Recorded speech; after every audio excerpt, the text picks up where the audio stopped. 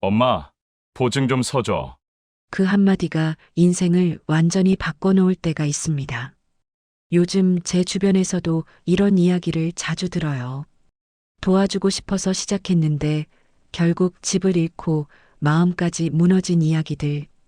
다들 압니다. 보증이 얼마나 위험한지 뉴스에서도 수도 없이 봤잖아요. 근데 자식이 힘들다는데 안 되라고 말할 수 있는 부모, 과연 얼마나 될까요? 결국 도장을 찍고 나면 마음이 불안합니다. 그리고 그 불안은 대부분 현실이 됩니다. 제가 아는 병철 씨도 그랬어요. 퇴직금 1억 5천 중 1억을 친구 사업에 넣었다가 1년도 안 돼서 다 잃었습니다. 괜찮겠지. 믿는 사람이니까. 그 말 한마디가 평생의 후회가 됐죠.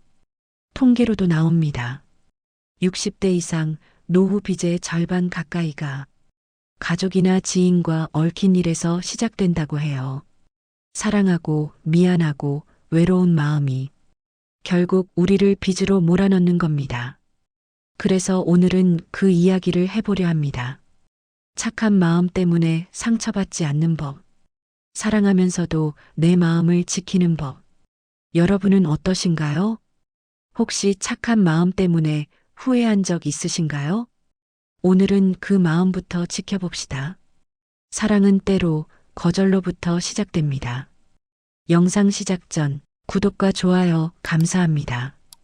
더 좋은 콘텐츠로 보답하겠습니다. 67세 미숙 씨는 남편 동진 씨와 함께 40년을 맞벌이로 살았습니다. 아들 하나 대학까지 보내고 취직도 시키고 나니 이제 좀 쉬어야겠다 싶었죠. 퇴직금 조금, 집 한 채, 그게 전부였습니다. 그런데 어느 날 아들이 찾아왔습니다. 엄마, 아빠, 진짜 괜찮은 기회예요. 이번 한 번만 도와주세요.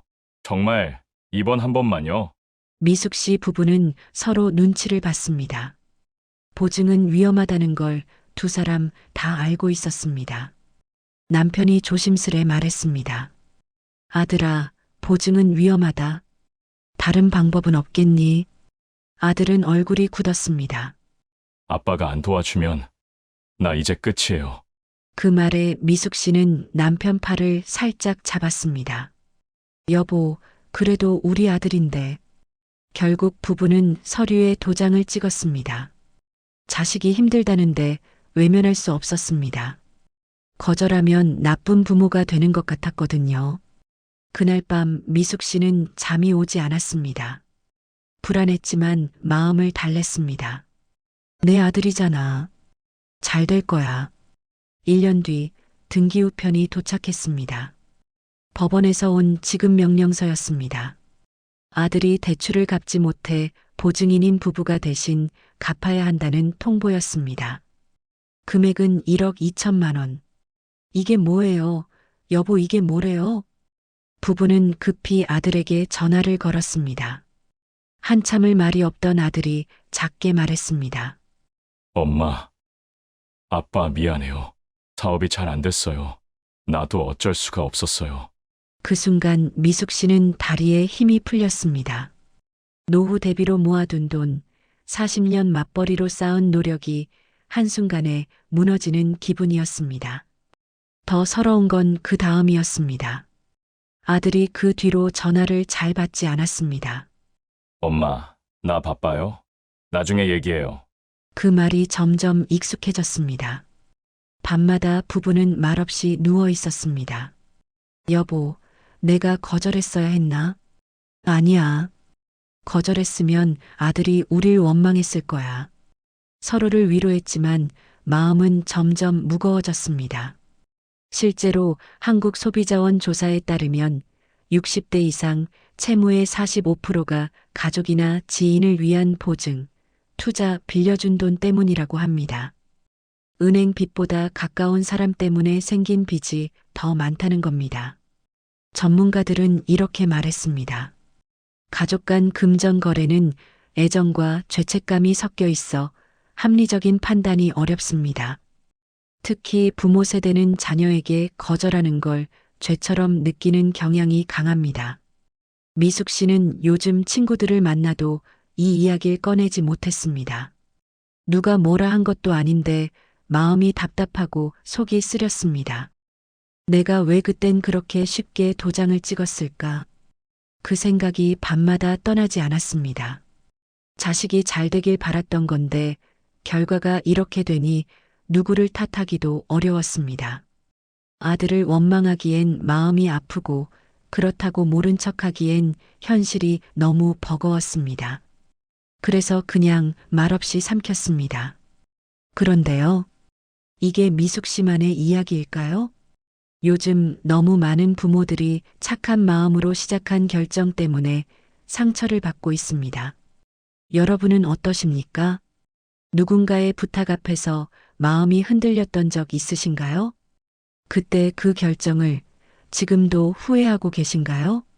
미숙 씨 이야기를 듣고 나니 제가 아는 병철 씨가 생각났습니다.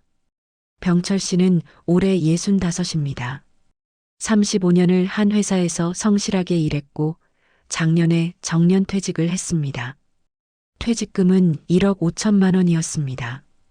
크게 모은 돈은 아니었지만 앞으로 살아가야 할 소중한 돈이었습니다. 퇴직한 지 한 달쯤 지났을 때 병철 씨는 고등학교 동창 재구를 만났습니다. 둘은 오랜 친구였습니다. 함께 술 한잔하면서 이런저런 이야기를 나누던 중 재구가 갑자기 이런 말을 했습니다. 병철아, 너 퇴직금 받았지? 나 지금 사업 하나 하는데 투자 안 해볼래? 확실한 거야. 1년이면 원금의 이자 30% 보장해 줄게. 병철 씨는 잠시 말을 잃었습니다. 이게 정말 가능한 일인가?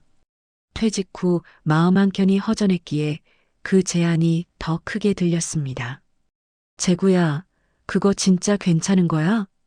야, 내가 거짓말하겠냐? 나도 내 돈 다 넣었어.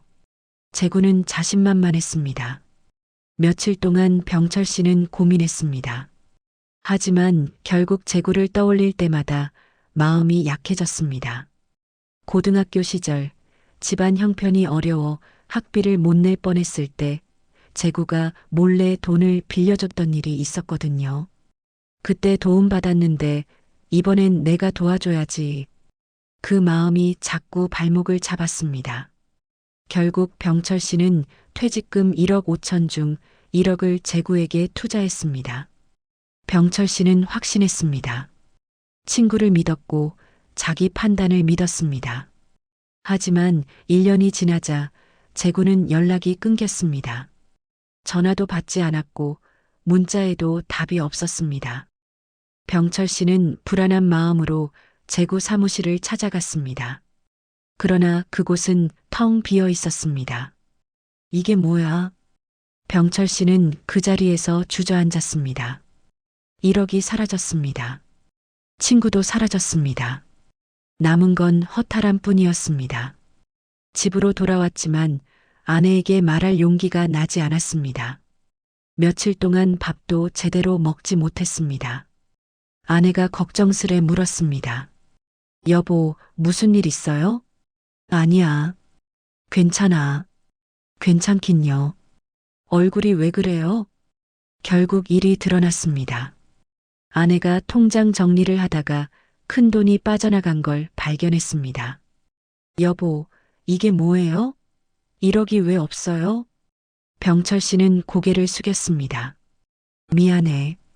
재구한테 투자했는데 그 돈이 다 날아갔어. 뭐라고요? 그럼 우리 이제 어떻게 살아요? 아내는 울음을 터뜨렸습니다. 병철 씨는 아무 말도 하지 못했습니다. 35년 일한 돈을 한순간에 잃은 겁니다. 그날 밤 병철 씨는 혼잣말을 했습니다. 내가 왜 그랬을까? 내가 너무 어리석었어. 실제로 금융감독원 조사에 따르면 은퇴자 4명 중 1명이 지인 투자나 사업 참여로 퇴직금을 잃는다고 합니다. 특히 60대 이상 투자 피해 비율이 전체의 절반을 넘는다고 합니다. 왜 이런 일이 반복될까요? 전문가들은 이렇게 말합니다. 은퇴 이후에는 심리적 공허함과 불안이 커져 판단력이 약해집니다. 특히 우리 세대는 의리, 인정을 중요하게 배워왔기 때문에 가까운 사람의 부탁을 거절하지 못하죠. 그 말이 참 와닿습니다. 우리는 어려서부터 이렇게 배웠습니다. 친구는 소중하다. 어려울 때 도와야 진짜 친구다. 그런데 지금 와서 보니 그 착한 마음이 우리 노후를 위협하고 있습니다. 요즘 병철 씨는 거울을 잘 보지 않습니다. 자기 자신이 한심해 보인다고 합니다. 아내에게도 미안하고 자식들 얼굴 보기도 어렵답니다. 나 정말 바보 같아요. 퇴직금은 도전 자금이 아니라 살아갈 자금이었는데 그걸 몰랐어요. 병철 씨의 목소리에는 후회와 슬픔이 묻어 있었습니다. 하지만 병철 씨만 그런 건 아닙니다. 우리 주변에도 이렇게 상처받은 사람들이 많습니다. 왜 우리는 가까운 사람 앞에서만 이성적인 판단을 잃을까요? 왜 사랑과 의리가 우리 마음을 흔들어 놓을까요? 그건 단순히 개인의 문제가 아닙니다. 우리 세대가 겪어온 사회적 배경과도 관련이 있습니다. 우리는 가난했던 시절을 함께 견뎌낸 세대입니다. 그때는 서로 도와야만 살 수 있었죠. 쌀 한 돼, 된장 한 숟가락도 나눠 먹으며 살았습니다. 그러다 보니 거절이라는 게 익숙하지 않습니다. 거절하면 매정한 사람이 되는 것 같고 나쁜 사람이 되는 것 같습니다. 그런데 지금은 시대가 달라졌습니다. 개인의 경제적 안정이 더 중요해진 시대죠. 의리도 중요하지만 내 노후도 지켜야 합니다. 여러분은 어떠신가요? 혹시 가까운 사람 때문에 합리적 판단을 못 하신 적 있으신가요? 그 선택을 지금도 후회하고 계신가요? 그런데 말입니다. 병철 씨가 퇴직금을 잃고 한 달쯤 지났을 때 의외의 일이 있었습니다. 병철 씨가 우연히 동네 복지관에서 노후 재정 상담 프로그램이 있다는 걸 알게 됐습니다. 처음엔 가기 싫었습니다. 창피했거든요. 내가 이 나이에 돈 관리도 못해서 상담을 받아야 하나. 그런데 아내 정희 씨가 등을 떠밀었습니다. 여보, 이미 엎질러진 물이에요.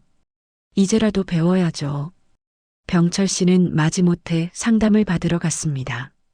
상담사는 60대 초반으로 보이는 여자분이었습니다. 이름은 선영 씨. 차분하면서도 따뜻한 목소리로 물었습니다. 어떻게 오셨어요? 병철 씨는 처음엔 말하기가 어려웠습니다. 그런데 선영 씨가 먼저 자기 이야기를 꺼냈습니다. 저도 몇 년 전에 비슷한 일을 겪었어요. 제 오빠가 사업 자금이 필요하다고 해서 집을 담보로 대출받았죠. 그 돈이 다 날아갔어요. 네. 병철 씨는 깜짝 놀랐습니다. 이분도 자기랑 똑같은 경험을 한 거였습니다. 그래서 제가 이 일을 하게 됐어요. 저처럼 아픈 분들이 더 이상 생기지 않도록요. 선영 씨는 병철 씨에게 한 가지 질문을 던졌습니다. 선생님, 그때 친구한테 돈을 주실 때 뭐가 제일 무서웠어요? 돈을 잃는 게 무서웠어요? 아니면 친구를 잃는 게 무서웠어요? 병철 씨는 잠시 멈췄습니다. 그리고 천천히 대답했습니다. 친구를 잃는 게 더 무서웠던 것 같아요. 맞아요. 그게 핵심이에요. 선영 씨는 조용히 말을 이었습니다. 우리는 돈을 잃기 전에 이미 마음을 잃고 있었던 거예요. 외로움, 불안함, 미안함. 그 감정들이 우리 판단을 흐렸던 거죠. 병철 씨는 그 말을 듣고 가슴이 철렁했습니다. 맞는 말이었거든요. 자기는 친구 재구를 믿어서 돈을 준 게 아니었습니다. 재구를 잃을까봐 두려워서 돈을 준 거였습니다. 거절하면 친구 관계가 끊어질까봐, 배은망덕한 사람이 될까봐. 그러니까 돈 문제가 아니라 마음 문제였던 겁니다. 선영 씨는 또 물었습니다. 그럼 미숙 씨는 어떨까요? 아들 보증을 서준 그 엄마 말이에요. 미숙 씨요? 네. 미숙 씨도 똑같았을 거예요. 아들을 믿어서가 아니라 아들한테 미운 엄마가 될까봐 두려워서 보증을 선 거죠. 병철 씨는 고개를 끄덕였습니다. 맞았습니다. 미숙 씨 이야기를 들을 때도 그렇게 느꼈거든요.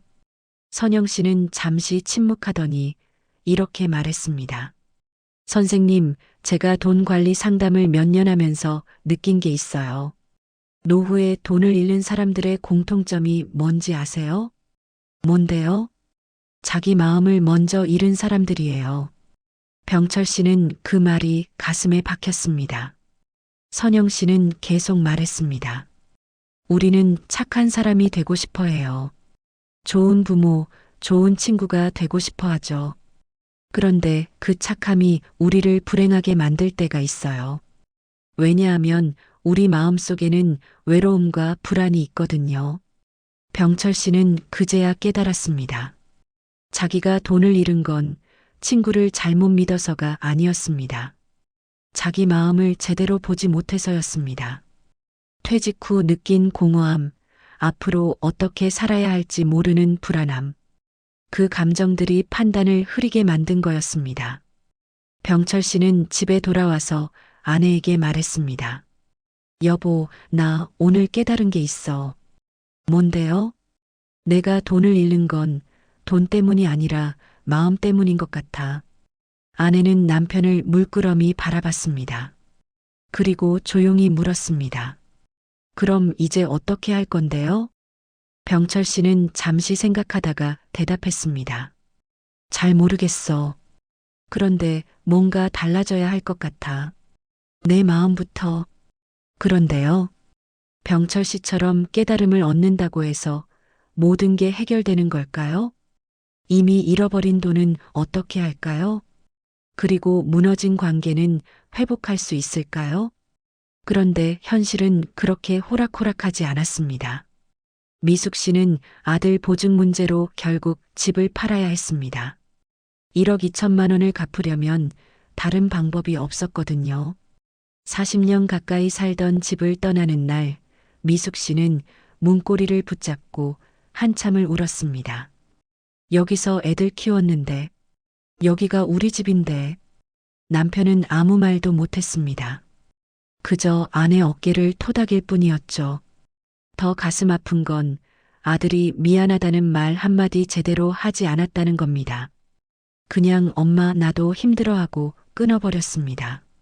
미숙 씨는 밤마다 생각했습니다. 내가 뭘 잘못한 걸까?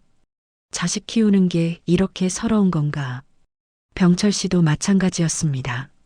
남은 5천만 원으로 살림을 꾸려야 하는데 생활비가 빠듯했습니다. 연금은 한 달에 100만 원 남짓. 부부가 살기엔 턱없이 부족했습니다. 병철 씨는 다시 일자리를 알아봤습니다. 그런데 65세를 기다렸다는 듯이 뽑아주는 곳이 어디 있습니까? 몇 군데 면접을 봤지만 번번이 떨어졌습니다. 나이가 좀 죄송합니다. 그 말을 들을 때마다 병철 씨는 자존감이 무너졌습니다. 나 이제 쓸모없는 사람인가. 그러던 어느 날 병철 씨는 우편함에서 또 다른 청구서를 발견했습니다. 카드값. 생활비가 부족해서 카드를 쓰기 시작했는데 어느새 밀린 금액이 600만 원이 넘었습니다. 이걸 어떻게 갚아? 병철 씨는 그날 밤 술을 마셨습니다. 혼자서 소주 한 병을 다 비웠습니다. 그리고 중얼거렸습니다. 내가 왜 이렇게 됐을까? 성실하게 살았는데, 평생 열심히 일했는데, 이런 건 병철 씨만의 이야기가 아닙니다. 67세 정자 씨도 비슷했습니다. 남편이 일찍 세상을 떠난 뒤 혼자서 자식 셋을 키웠습니다. 식당 설거지, 청소일 안 해본 일이 없었죠. 그렇게 평생을 악착같이 살았습니다. 그리고 이제 좀 쉬려고 하는데 생활비가 부족했습니다. 자식들한테 손 벌리기는 싫었습니다. 내가 평생 고생해서 키웠는데 이제 와서 자식들에게 짐이 될 순 없지. 그래서 정자 씨는 카드를 썼습니다. 이번 달만 버티면 되겠지 싶어서요. 그런데 다음 달도 부족하고 그 다음 달도 부족했습니다. 결국 카드를 돌려막기 시작했습니다. 그렇게 1년이 지나니 빚이 1,000만 원이 넘었습니다. 정자 씨는 밤마다 잠을 못 잤습니다. 독촉 전화가 오면 심장이 쿵쾅거렸습니다. 그런데 자식들한테는 말을 못했습니다. 말하면 걱정할까봐, 미안할까봐. 통계를 보면 60대 이상 신용대출 증가율이 전 연령대 중에서 1위라고 합니다. 체면 때문에, 외로움 때문에 혼자 빚을 떠안는 거죠. 또 다른 사례도 있습니다. 딸에게 집을 미리 증여했다가 되레 관계가 틀어진 분도 있습니다. 재산은 나눴지만 정은 멀어졌습니다. 돈보다 관계가 더 어려운 시대입니다. 그리고 또 다른 이야기도 있습니다. 61세 용진 씨는 작년에 코인 투자를 시작했습니다. 친구들이 요즘 코인으로 대박 났어 하는 말을 듣고 자기도 한번 해보자 싶었던 거죠. 나도 아직 할 수 있어. 그리고 1,000만 원을 넣었습니다. 처음엔 조금씩 올랐습니다. 100만 원 정도 수익이 났죠. 오, 이거 되는데? 용진 씨는 욕심이 났습니다. 그래서 2,000만 원을 더 넣었습니다. 그런데 그 다음 날부터 폭락이 시작됐습니다. 일주일 만에 3,000만 원이 500만 원으로 줄었습니다. 용진 씨는 모니터 앞에서 멍하니 앉아 있었습니다. 손이 떨렸습니다. 이게 진짜야? 꿈이야? 더 괴로운 건 아내한테 말할 수가 없다는 거였습니다. 창피했거든요. 이 나이에 코인 투자하다가 쪽박 찼다는 게 용진 씨는 혼자 끙끙 앓았습니다. 자존감이 바닥까지 떨어졌습니다. 나는 정말 아무것도 할 수 없는 사람인가. 실제로 금융감독원 조사에 따르면 60대 이상 투자 피해 비율이 전체의 절반 이상을 차지한다고 합니다. 젊은 사람들보다 더 큰 피해를 입는 거죠. 왜 그럴까요? 전문가들은 이렇게 말합니다. 은퇴 이후 자존감이 떨어지면서 나도 아직 할 수 있다는 걸 증명하고 싶어 합니다. 그러다 보니 무리한 투자를 하게 되고 결국 더 큰 상처를 입게 됩니다. 그렇습니다. 우리는 돈을 잃기 전에 이미 마음을 잃고 있었던 겁니다. 외로움, 불안함, 자존감 상실, 체면, 이 감정들이 우리를 절망으로 몰아갔습니다. 그런데요, 여기서 포기해야 할까요? 이미 엎질러진 물이니 그냥 체념하고 살아야 할까요? 아닙니다. 한 철학자가 이런 말을 했습니다. 인생에서 가장 큰 실수는 실수를 한 것이 아니라 실수에서 배우지 못한 것이다. 우리는 돈을 잃었습니다. 관계를 잃었습니다. 자존감을 잃었습니다. 그런데 아직 잃지 않은 게 하나 있습니다. 바로 다시 시작할 용기입니다. 그 후로 시간이 흘렀습니다. 상처는 아직 아물지 않았지만 삶은 멈추지 않았습니다. 하루하루를 버티다 보니 조금씩 마음이 달라지기 시작했습니다. 그렇게 집을 팔고 월세로 이사한 지 1년쯤 지났을 때였습니다. 아들이 갑자기 찾아왔습니다. 손에는 봉투를 들고 있었죠. 엄마, 아빠, 이거. 봉투 안에는 5,000만 원이 들어 있었습니다. 이게 뭐야? 엄마, 아빠, 죄송해요. 제가 너무 한심했어요. 아들은 고개를 들지 못했습니다. 그리고 천천히 말을 이었습니다. 사실 사업 망하고 나서 공사판에 나갔어요. 막노동이요. 뭐? 엄마 아빠가 제 보증 때문에 집을 팔았다는 거 알았어요. 그래서 미친 듯이 일했어요. 1년 동안 한 푼도 안 쓰고 모았어요. 미숙 씨는 아들을 보며 눈물이 났습니다. 힘든 일 한 번 안 해본 아들이 막노동을 했다는 게 믿기지 않았습니다. 왜 진작 말을 안 했어? 창피했어요. 엄마 아빠한테 또 실망시키는 것 같아서 그냥 조용히 갖고 싶었어요. 아들은 울먹이며 말했습니다. 엄마, 저 이제 알았어요. 엄마 아빠가 평생 얼마나 고생했는지, 제가 얼마나 철없었는지. 미숙 씨는 아들을 끌어안았습니다. 그동안 쌓였던 서운함이 한순간에 녹아내렸습니다. 병철 씨에게도 놀라운 일이 있었습니다. 어느 날 집 앞에 낯선 남자가 찾아왔습니다. 재구였습니다. 그 도망갔던 친구. 병철아. 재구는 얼굴이 많이 수척해져 있었습니다. 병철 씨는 화가 났지만 일단 집 안으로 들였습니다. 너 어디 갔었어? 연락도 안 받고. 미안해. 나 사실 사업 망하고 나서 암 진단을 받았어. 뭐? 위암 3기. 수술하고 항암 치료받느라 정신이 없었어. 그래서 연락을 못했어. 재구는 봉투를 꺼냈습니다. 이거라도 받아줘. 5천만 원. 집 팔아서 마련했어. 나머지는 조금씩 갚을게. 병철 씨는 할 말을 잃었습니다. 친구가 도망간 줄 알았는데 사실은 죽을 병과 싸우고 있었던 겁니다. 야, 이 돈은 내가 치료비로 써야지. 아니야. 너한테 빚진 건 내가 갚아야 해. 그래야 내가 편하게 갈 수 있어. 재구는 눈물을 훔쳤습니다.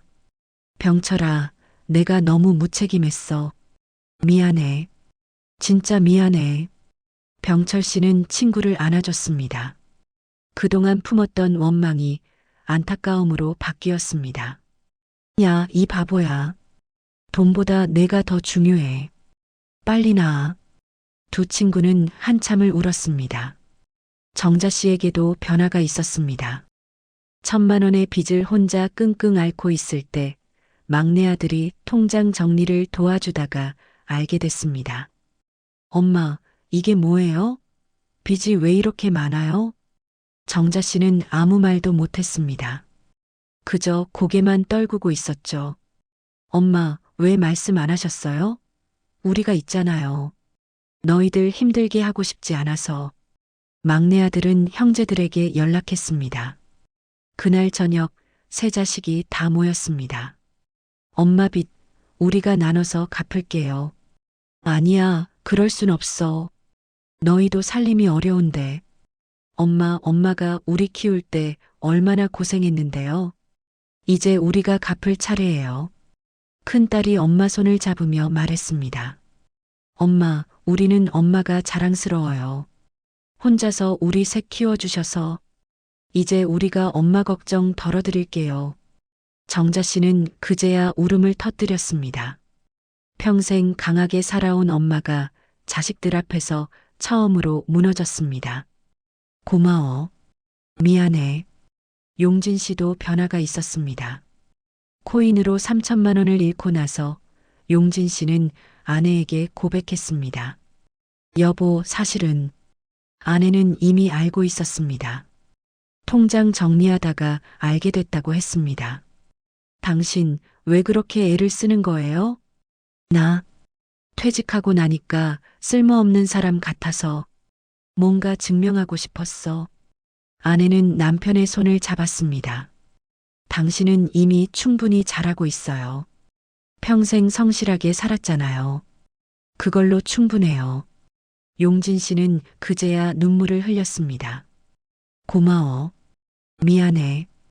우리 이제 욕심 버리고 있는 것만으로 행복하게 살아요. 그렇게 각자의 자리에서 조금씩 달라진 삶을 살아가고 있었습니다. 누구도 완벽하진 않지만 모두가 배웠습니다. 돈보다 중요한 건 관계였고 관계를 지키는 힘은 솔직함과 이해에서 나온다는 거리요. 이제 그 배움을 우리도 삶에 적용해 볼 차례입니다. 그럼 이제 그 지혜를 어떻게 실천할 수 있을까요? 착한 마음이 상처가 되지 않으려면 구체적인 방법이 필요합니다. 거절은 이기적이 아니라 지혜다. 이 말을 오늘부터 삶에 적용해 보는 겁니다. 이제부터 말씀드릴 내용은 거창한 재테크 비법이 아닙니다. 노후의 돈과 마음을 함께 지키는 아주 현실적인 방법들입니다. 누구나 오늘 바로 시작할 수 있습니다. 첫째, 누가 돈 이야기를 꺼내면 두 가지를 꼭 하세요. 시간을 벌고 가족과 상의하는 겁니다. 둘 다 해야 합니다. 하나만으로는 부족합니다. 병철 씨를 보세요. 병철 씨는 며칠을 고민했습니다. 시간은 충분했어요. 그런데 뭘 빠뜨렸을까요? 아내와 상의하지 않은 겁니다. 혼자 고민하다가 결국 감정에 휘둘려서 투자했습니다.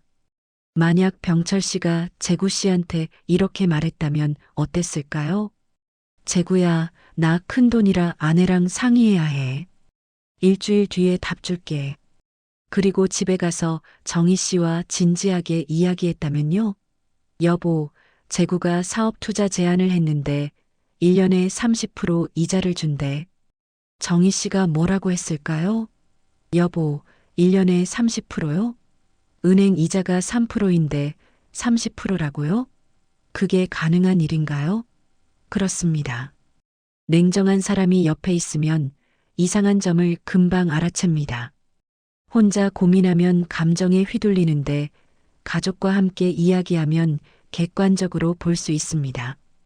그래서 큰돈 결정은 혼자 하지 마세요. 배우자와 함께 상의하세요. 배우자가 안 계시면 자녀와 상의하세요. 자녀도 멀리 있으면 복지관이나 주민센터에 가서 전문가 상담을 받으세요. 둘째, 자식 문제는 다르게 접근해야 합니다. 솔직히 말씀드리면 미숙 씨가 며칠을 고민해도 결과는 같았을 겁니다. 자식이 힘들다는데 부모가 외면할 수 있겠습니까? 그래서 자식 문제는 거절이 아니라 현명하게 도와주기입니다. 보증을 서더라도 이렇게 하세요. 먼저 아들과 솔직하게 이야기하는 겁니다. 엄마 아빠가 보증 서줄게. 그런데 이건 우리 노후 자금이야. 만약 내가 갚지 못하면 우리는 집을 팔아야 해. 그래도 괜찮겠니? 이렇게 현실을 명확히 알려주세요. 자식도 부모가 얼마나 심각한지 알아야 합니다. 그리고 보증 금액을 줄일 수 있는지 알아보세요. 전액이 아니라 일부만 보증 설 수는 없는지, 아니면 보증 대신 현금으로 일부만 지원할 수는 없는지. 엄마 아빠가 3천만 원은 줄 수 있어. 보증은 끝이 어딘지 모릅니다. 현금 지원은 끝이 명확합니다. 그게 더 안전합니다. 셋째, 통장을 두 개로 나누세요. 하나는 생활비 통장, 하나는 절대 손대지 않을 노후 자금 통장입니다. 노후 자금 통장 앞에는 스티커를 붙이세요. 비상시에만 사용 이렇게요. 병철 씨가 퇴직금을 받았을 때 바로 두 통장으로 나눴다면 어땠을까요? 1억 5천 중에 1억은 정기예금에 묶어뒀다면요? 친구가 투자 권유해도 그 돈은 다른 곳에 들어가 있어서 못 뺀다 하고 거절할 수 있었을 겁니다. 돈이 눈에 보이면 쓰고 싶어집니다. 그러니 아예 묶어두세요. 중도 해지하면 손해보는 정기예금이면 더 좋습니다. 그럼 함부로 못 뺍니다. 넷째, 거절 문구를 미리 준비하세요. 미안해. 나도 노후 준비가 부족해서 도와줄 형편이 안 돼. 고맙지만 나는 큰돈 거래는 안 하기로 했어. 내 마음은 고마운데 우리 부부가 상의한 결과 어렵겠더라. 상대방도 이해합니다. 거절이 어려운 이유는 뭘까요? 어떻게 말해야 할지 몰라서입니다. 그러니 미리 준비하세요. 다섯째, 밤에 잠들기 전 5분만 투자해 보세요. 수첩에 오늘 어떤 감정이 들었는지 적는 겁니다. 오늘 친구가 돈 이야기를 꺼냈을 때 나는 불편했다. 왜 그랬을까? 거절하면 친구를 잃을 것 같아서였다. 이렇게 적다 보면 내 감정의 패턴이 보입니다. 어떤 상황에서 내가 약해지는지 알게 됩니다. 그럼 다음번엔 조금 더 현명하게 대응할 수 있습니다. 심리학자들은 이렇게 말합니다. 자기 감정을 인식하는 것이 현명한 결정의 첫걸음이다. 여섯째, 복지관이나 주민센터에 가보세요. 요즘은 노후 재정 상담 프로그램이 많습니다. 병철 씨가 복지관에서 만난 선영 씨처럼 전문가의 도움을 받는 겁니다. 처음엔 창피할 수 있습니다. 내가 이 나이에 돈 관리도 못해서 상담을 받나 싶을 수 있어요. 그런데 가보면 생각이 달라집니다. 나만 그런 게 아니거든요. 거기 가면 비슷한 처지의 분들이 많습니다. 실제로 한 연구 결과에 따르면 재정 상담을 받은 60대의 85%가 경제적 불안이 줄었다고 답했습니다. 전문가가 차근차근 설명해 주니까 머리가 정리되는 겁니다. 일곱째, 집에 와서 종이 한 장을 꺼내세요. 내가 가진 것을 정확히 파악하는 겁니다. 집은 얼마짜리인지, 예금은 얼마 있는지, 연금은 매달 얼마 나오는지, 그리고 매달 쓰는 돈도 적어보세요. 식비, 의료비, 관리비, 통신비, 여가비. 이렇게 하면 내 형편이 보입니다. 도와줄 여유가 있는지 없는지도 명확해지죠. 여덟째, 비슷한 처지의 친구들과 정기적으로 만나보세요. 한 달에 한 번이면 됩니다. 커피 한잔 하면서 수다 떨면 됩니다. 서로 고민도 나누고 정보도 공유하고 이런 모임이 왜 중요할까요? 나만 그런 게 아니구나 하는 위로를 받습니다. 혼자 끙끙 앓지 않아도 됩니다. 실질적인 조언도 얻을 수 있고요. 서울시 조사에 따르면 정기적 모임에 참여하는 시니어의 72%가 외로움이 줄었다고 답했습니다. 외로움이 줄면 잘못된 판단도 줄어듭니다. 아홉째, 자기 가치를 재발견하세요. 용진 씨가 코인 투자를 한 이유 기억하시죠? 자기 가치를 증명하고 싶어서였습니다. 퇴직하고 나니 쓸모없는 사람 같았던 겁니다. 그런데 우리 가치는 돈 버는 능력에 있지 않습니다. 우리가 살아온 인생, 쌓아온 지혜, 따뜻한 마음. 그것이 우리 가치입니다. 취미를 만들어 보세요. 배우고 싶었던 걸 배워보세요. 복지관 프로그램도 좋고 문화센터도 좋습니다. 봉사활동도 좋습니다. 시니어 센터 프로그램에 참여한 한 분은 이렇게 말했습니다. 저는 65세에 수채화를 시작했어요. 처음엔 서툴렀지만 지금은 제 작품을 전시회에 내고 있습니다. 돈은 못 벌어도 행복합니다. 10번째, 법적 장치도 활용할 수 있습니다. 재산을 지키는 법적 방법들이 있습니다. 유언장을 작성하면 재산을 어떻게 나눌지 미리 정해둘 수 있습니다. 자녀들 간 분쟁을 막을 수 있습니다. 대한법률구조공단에서 무료 상담을 받을 수 있습니다. 한 철학자는 이렇게 말했습니다. 작은 행동이 큰 변화를 만든다. 오늘 한 가지만 시작해 보세요. 시간 벌기 문구를 수첩에 적는 것이든, 통장을 2개로 나누는 것이든, 복지관에 전화해 보는 것이든, 그 작은 시작이 당신의 노후를 바꿀 겁니다. 전문가들도 입을 모아 말합니다. 노후 준비에서 가장 중요한 건 거창한 계획이 아니라 오늘 실천하는 작은 습관입니다. 여러분은 오늘 무엇부터 시작하시겠어요? 혹시 비슷한 경험이 있으시다면 어떻게 해결하셨는지 경험담을 들려주실 수 있을까요? 미숙 씨 부부는 지금 작은 아파트에서 살고 있습니다. 전에 살던 집보다는 좁지만 마음은 더 넓어졌습니다. 아들이 주말마다 찾아옵니다. 손에는 반찬을 들고요. 엄마, 아빠, 이번 주는 내가 갈비찜 만들어 왔어. 내가 요리를?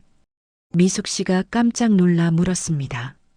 엄마, 아빠가 얼마나 고생했는지 알았으니까. 이제 내가 챙겨줄게. 부부는 아들과 함께 밥을 먹으면서 웃습니다. 집은 작아졌지만 관계는 더 단단해졌습니다. 엄마, 아빠, 나 이제 다시 취직했어. 작은 회사지만 괜찮아. 천천히 갚아나갈게. 남편 동진 씨가 먼저 말했습니다. 괜찮아. 천천히 하자. 내가 건강하면 그걸로 좋게. 그래, 엄마 아빠는 내가 건강한 게 제일 중요해. 그날 저녁 아들이 돌아가고 부부는 나란히 앉아 창밖을 바라봤습니다. 여보, 우리 집은 작아졌지만 그래도 마음은 더 편해진 것 같아요. 미숙 씨는 남편 손을 잡으며 생각했습니다. 돈은 잃었지만 아들도 다시 얻고 남편과도 더 가까워졌구나. 병철 씨도 달라졌습니다. 재구는 항암 치료를 받으면서도 약속대로 조금씩 돈을 갚고 있습니다. 병철 씨는 그 돈을 받을 때마다 재구에게 말합니다. 재구야, 천천히 해. 내 몸부터 챙겨. 고마워, 병철아. 너 같은 친구가 있어서 내가 버틴다. 두 사람은 이제 일주일에 한 번씩 만나서 차를 마십니다. 돈 이야기는 하지 않습니다. 그냥 삶 이야기, 건강 이야기를 나눕니다. 병철 씨는 요즘 복지관에서 목공예를 배우고 있습니다. 나무를 만지면서 마음이 편해진다고 합니다. 여보, 이것 봐. 내가 만든 찻상이야. 아내 정희 씨는 남편이 만든 작품을 보며 웃습니다. 당신 손재주가 좋네요. 이거 팔 수 있겠는데요? 아, 그래. 그럼 복지관 바자회에 내볼까? 수익금은 기부하고. 병철 씨는 이제 큰 돈을 벌어야 한다는 욕심에서 벗어났습니다. 투자로 한몫 잡으려던 조급함도 사라졌습니다. 대신 작은 일이라도 하면서 보람을 느낍니다. 요즘은 동네 철물점에서 주 3일 아르바이트도 하고 있습니다. 여보, 오늘 철물점에서 월급 받았어. 많진 않지만 뿌듯해. 그래요. 욕심 안 부리고 이렇게 사는 게 제일이에요. 병철 씨는 지금 가진 것만으로도 충분히 행복하다는 걸 알게 됐습니다. 정자 씨는 자식들 도움으로 빚을 다 갚았습니다. 큰딸이 매달 찾아와서 생활비를 확인해 줍니다. 처음엔 자존심 상했지만 지금은 고맙습니다. 정자 씨는 요즘 손주들을 봐주면서 행복합니다. 돈은 덜 벌지만 마음은 더 부유해졌습니다. 용진 씨는 코인 투자를 완전히 끊었습니다. 대신 동네 도서관에서 책을 빌려 읽습니다. 경제 공부가 아니라 소설이나 에세이를 읽습니다. 여보, 이 책 진짜 재밌어. 당신도 읽어봐. 아내와 함께 책 이야기를 나누면서 용진 씨는 깨달았습니다. 행복은 많은 돈을 버는 데 있는 게 아니라 작은 일상에 있다는 걸. 나 이제 욕심 안 부려. 우리 둘이 건강하게 사는 게 제일이야. 이 모든 이야기가 우리에게 알려주는 건 뭘까요? 돈을 잃는 건 고통스럽습니다. 관계가 무너지는 건 더 아픕니다. 그런데 말입니다. 그 과정에서 우리는 더 소중한 걸 배웁니다. 진짜 행복이 뭔지, 진짜 관계가 뭔지. 한 작가가 이런 말을 했습니다. 인생에서 가장 값진 교훈은 가장 아픈 경험에서 나온다. 맞습니다. 우리는 돈을 잃으면서 진짜 가치를 배웠습니다. 또 다른 철학자는 이렇게 말했습니다. 착한 마음에도 경계가 필요하다. 사랑은 무한하지만 희생은 한계가 있어야 한다. 우리는 사랑하는 사람을 도와야 합니다. 그런데 나를 무너뜨리면서까지 도와서는 안 됩니다. 나를 지키는 게 이기적인 게 아닙니다. 오히려 나를 지켜야 다른 사람도 제대로 도울 수 있습니다. 오늘 밤 잠들기 전에 한번 생각해 보세요. 내가 가진 것이 뭔지, 내가 지켜야 할 것이 뭔지, 내가 정말 원하는 게 뭔지. 돈은 중요합니다. 그런데 돈보다 더 중요한 건 마음의 평화입니다. 가족은 소중합니다. 그런데 내 자신도 소중합니다. 착한 사람이 되는 건 좋습니다. 그런데 현명한 사람이 되는 게 더 좋습니다.